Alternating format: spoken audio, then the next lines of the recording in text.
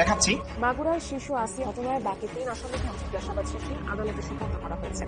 অবশেষে আসিয়ার ঘটনায় দায় স্বীকার করে এবার আদালতে জবানবন্দি দিল বাকি 3 আসামি, হিটু শেখের স্ত্রী এবং তার 2 পুত্র। হিটু শেখের পরে আসিয়ার ঘটনায় বর্ণনা দিয়েছে হিটু শেখের ছোট ছেলে শরীফ শেখ, যার মাধ্যমে কিনা উল্লেখিত জঘন্য ঘটনাটি শিকার হয়েছিল 8 বছর বয়সী আসিয়া।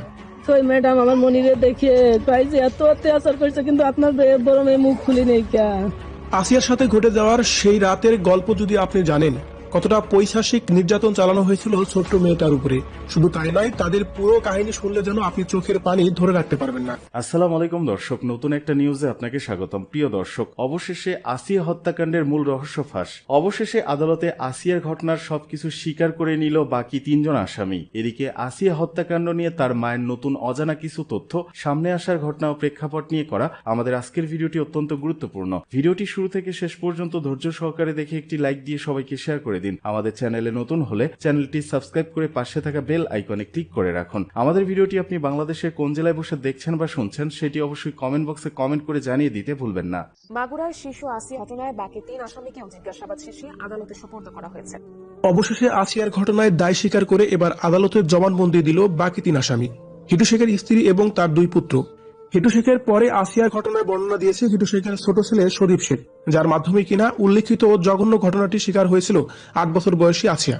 আসিয়ার মুখ থেকে কেউ কিছু না শুনতে পেয়ে এই বিষয়টি খানিকটা ঘোলাটে লাগারই গ্রেপ্তার করা হয় হিটু শেখের পরিবারকে, এবং তাদের প্রত্যেকে 3 ও 5 দিন করে রিমান্ড দিতেই বেরিয়ে আসে ভিতরের সকল অজানা কথা।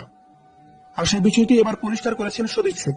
জবানবন্দিতে আসলে তারা কি বলেছে এবং কি বর্তমানে তাদের কোথায় রাখা হয়েছে, এই সব বিষয়ে জানতে পুরো ভিডিওটি দেখে সঙ্গে থাকুন এবং কি ভিডিওটি শেয়ার করে সবাইকে দেখার সুযোগ করে দিন। আসিয়া ঘটনাটি আমরা সকলে জানি, বোনের বাড়িতে বেড়াতে গিয়ে বোনের শ্বশুরের কাছে নির্যাতিত হয়েছে সে, কিন্তু বিষয়টি আসলে যতটা সহজভাবে প্রেজেন্ট করা হয়েছে সেটা কিন্তু এতটাও সহজ নয়। একটা অঘটন ঘটলে সেখানে পক্ষ প্রতিপক্ষ বানোয়াট গল্পে অভিযোগটা ভারী করার চেষ্টায় রাখে সবাই, কিন্তু এটাও ঠিক যে কিছু সময় একটা গল্পের পিছনেও আরেকটা গল্প লুকিয়ে থাকে। আর তেমনটাই হলো কিনা আসিয়া ঘটনাটি, সেই প্রশ্নটাই এখন সাধারণ মানুষের মধ্যে। আসিয়ার ব্যাপারে বড় বোন হামিদা জানিয়েছিলেন আসিয়া খুব বেশি একটা কথা বলে যেতে পারেনি, তার আগে সে জ্ঞান শূন্য হয়ে পড়ে। তবে যতটুকু বলেছে ততটুকু হিটু শেখের গোটা পরিবারকে আটক করার জন্যই যথেষ্ট।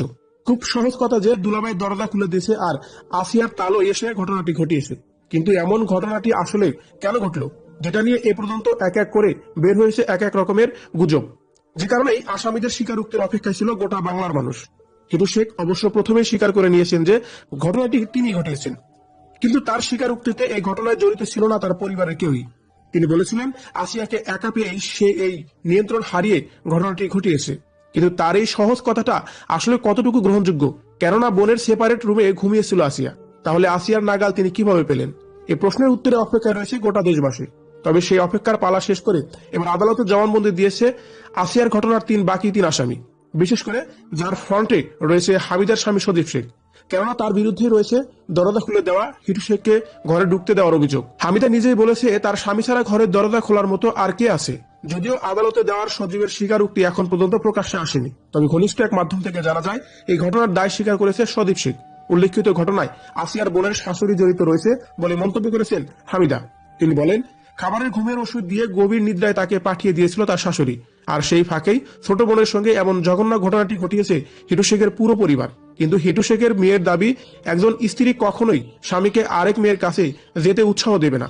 ঘটনা যেহেতু তার বাড়িতেই ঘটেছে, তো কেউ না কেউ করেছে এবং কেউ না কেউ একজন দোষীও আছে, কিন্তু সেটাকে পুঁজি করে চক্রান্তমূলক ভাবে দায় চাপানো হয়েছে তার পুরো পরিবারের কাঁধেই। তবে পক্ষ প্রতিপক্ষের বাক বিতণ্ডায় যাই হোক না কেন, আসিয়া ঘটনাটি তো সত্য। হিটু শেখ যতই বলুক আর ঘটনায় তিনি ছাড়া আর কেউ নেই জড়িত এটাও বলুক, সে কথা হবে ভিত্তিহীন।